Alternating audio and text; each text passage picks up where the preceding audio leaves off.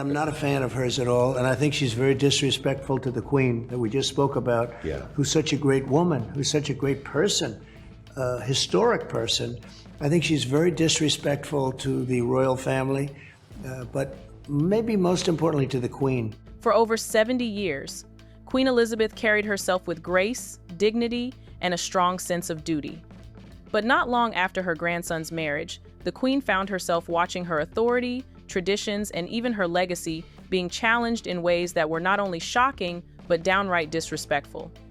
Here are 13 times Meghan Markle publicly disrespected Queen Elizabeth II.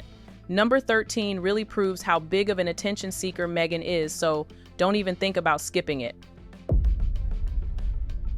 At Princess Eugenie's wedding to Jack Brooksbank, Queen Elizabeth led the royal family out of St. George's Chapel to see the newlyweds off. Everyone else followed the usual order of precedence, moving gracefully down the steps just as tradition demanded. But not Harry and Meghan. Instead of respecting the Queen's lead, they deliberately lingered close to her, clearly angling for photographers to capture them standing right beside Her Majesty. The Queen first asked them to move down the line, but they didn't budge, pretending to look around for the carriage. She asked a second time. Harry can be seen telling Meghan that they should, but they just move one step and ignore the Queen's order. By the third request, the Queen's patience had worn thin. She firmly told Harry and Meghan to step aside, and only then did they reluctantly shuffle down the line. Obviously, Meghan didn't like it, and her face looked like she was holding back her tears. But both of them should have known that the Queen should not have to tell you to do something 3 times. This one still has royal fans fuming. During her Netflix series, Meghan openly mocked the very tradition that symbolizes respect for the Queen, the curtsey. She reenacted her first curtsey in a sarcastic, exaggerated, almost theatrical bow, laughing at it as though it was ridiculous. This is a big deal. I mean, Americans will understand this. We have medieval times, dinner and tournament. It was like that. Like I curtsied as though I was like,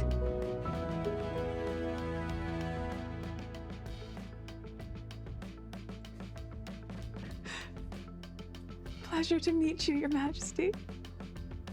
Like, was that okay? Millions of viewers saw Meghan mocking the Queen on camera, while Harry just sat beside her, smiling awkwardly. The Queen adored Balmoral, her favorite retreat, and often invited Meghan there. But Meghan reportedly refused several times, skipping out on one of the Queen's most cherished family traditions.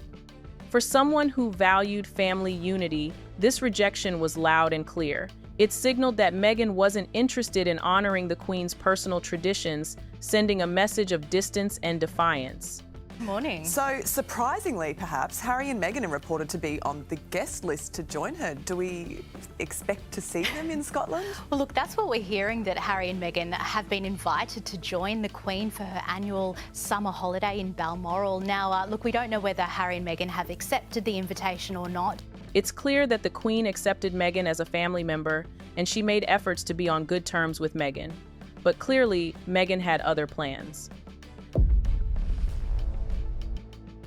Meghan openly criticized royal rules, calling them outdated and stuffy, as though the Queen had personally locked her inside some archaic cage. Instead of showing gratitude for the incredible honor of marrying into the royal family, Meghan made it sound like she was trapped. The Queen, who had given her a royal welcome, surely saw this as ungrateful and insulting to everything she stood for. That happened, but it's like, what's great about it is the very next message in all these scenes is, poor me, poor us. Just wants me to feel safe and protected.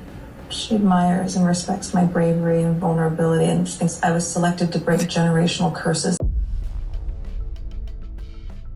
Reports said that one of Queen Elizabeth's final wishes was for family unity. Say that at the end of her life, the Queen also wished that her family would make up. She was well aware of the strife between Prince Harry and Prince William, and she reportedly wanted it to come to an end. William and Harry did briefly reunite around the time of the funeral in order to show a united front as they greeted mourners at Windsor Castle. However, there has been no word on whether there are any further plans for the brothers to meet again. But even after her passing, Meghan went full steam ahead with Netflix documentaries, podcasts, and bombshell revelations. Instead of letting things settle, she poured gasoline on the fire, exposing more secrets and fueling division. Ignoring the Queen's dying wish wasn't just disrespectful, it was cold and calculated. The monarchy was the Queen's lifelong devotion. She dedicated her entire existence to serving the institution. But what did Meghan and Harry do? They sat across from Oprah and painted the monarchy as cruel and racist. Meghan said she felt silenced, ignored, and even trapped. That interview was a worldwide scandal and a personal blow to the Queen. Outwardly, Her Majesty remained calm, but insiders believed that behind the scenes, she was deeply hurt that Meghan chose to tarnish everything she had built.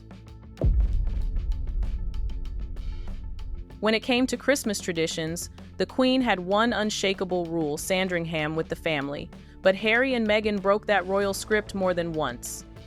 In 2019, instead of joining the Queen at her beloved Norfolk estate, the couple chose a private break in Canada with baby Archie. Officially, the palace put out a polite line about them enjoying family time, but behind the scenes, it raised eyebrows. Royals rarely skipped Sandringham unless there was illness or official duty, and Meghan's absence especially fueled whispers that she wasn't willing to play by the Queen's rules. Some courtiers even said that it was a quiet act of rebellion, snubbing the Queen's most sacred family gathering in favor of their own freedom. Forget about the royalty. I think it is common sense to spend Christmas with your grandparents and extended families, but Harry did not spend a single Christmas with the Queen after he got married. One of the Queen's greatest joys in her later years was meeting and spending time with her great-grandchildren. But when it came to Archie, Meghan seemed strangely reluctant. The Queen only got minimal time with him, and rumors swirled that Meghan was deliberately keeping Archie away. Imagine being denied precious moments with your own great-grandchild. For Queen Elizabeth, this must have been heartbreaking and undeniably disrespectful. It's fine while everything's going well for Harry and Meghan with the two children, but if things don't go so well, then that's when it would be nice if they knew their extended families, which they don't. I'm sure she wants to be in control. There would be no great harm in them meeting grandparents on either side of the family, and I think probably everybody would feel better if that happened, but I don't think it's likely to somehow. Here's the one that made jaws drop. In June 2018, at the Queen's Young Leaders Award ceremony at Buckingham Palace, Meghan crossed her legs at the knee, which is considered a breach of royal etiquette for women in the royal family. To many, it showed that Meghan had little regard for the royal rules. Royal watchers blasted it as one of the most public and shocking displays of disrespect. How dare the Duchess cross the Queen? Did Meghan commit a big royal no-no? Some royal watchers say the Duchess broke protocol by crossing her legs while attending an event with the Queen. It is customary for royal ladies to sit with their knees primly together or crossing their legs demurely at the ankle. When it came to royal dress codes, the Queen had clear rules: no flashy nail polish, no bare shoulders, and always modesty. But Meghan repeatedly broke those guidelines, even at events where the Queen was present. From bright nail colors to off-shoulder gowns, Meghan wore what she wanted, when she wanted, ignoring the Queen's carefully set standards. To do so right in front of Her Majesty made it even more defiant. When Meghan attended her very first Trooping of the Colour, an annual celebration of the sovereign's birthday in June 2018, her chosen dress was not exactly traditional. Sitting beside her prince, Meghan arrived at the event in a blush, short-sleeve, off-the-shoulder dress by Carolina Herrera. People pointed out that Kate Middleton has never even worn sleeves shorter than elbow length at these events. Even Princess Diana, who was quite notorious for her revolutionary fashion, never wore short sleeves, let alone off-the-shoulder dresses, to the Trooping of the Colour. I don't always do what people expect me to do. This was one of the biggest bombshells of all. The Queen was reportedly blindsided when Meghan and Harry announced their decision to step back as senior royals on Instagram. No private discussion, no courtesy to the monarch, just a global spectacle for the world to dissect. For the Queen, who valued discretion and respect above all, this was a massive betrayal. Royal insiders revealed that the Queen was not given advance notice of the public announcement and was reportedly hurt and disappointed. And I know I haven't always gotten it right, but as far as this goes, there really was no other option.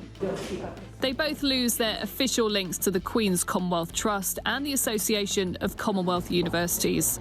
Meghan will no longer be patron of the Royal National Theatre. Behind closed doors, insiders claimed that Queen Elizabeth grew increasingly frustrated with Meghan's unwillingness to adapt to royal duties. She was described as difficult, and though the Queen never publicly criticized her, Meghan allegedly ignored much of her advice.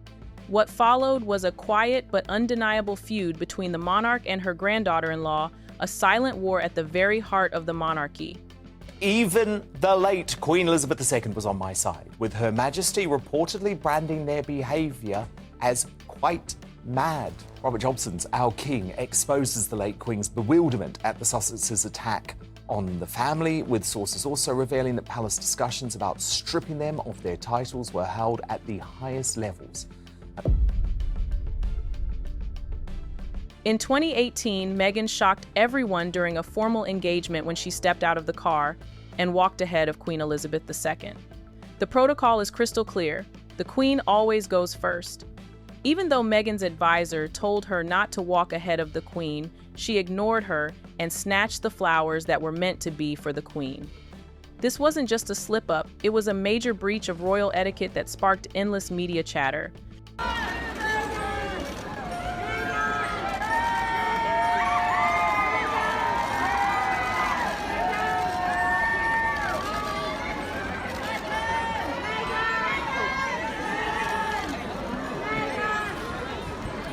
These were 13 moments where Meghan Markle publicly disrespected Queen Elizabeth II. Which one do you think crossed the line the most? Drop your thoughts in the comments and don't forget to like, share, and subscribe for more royalty. See you in the next video.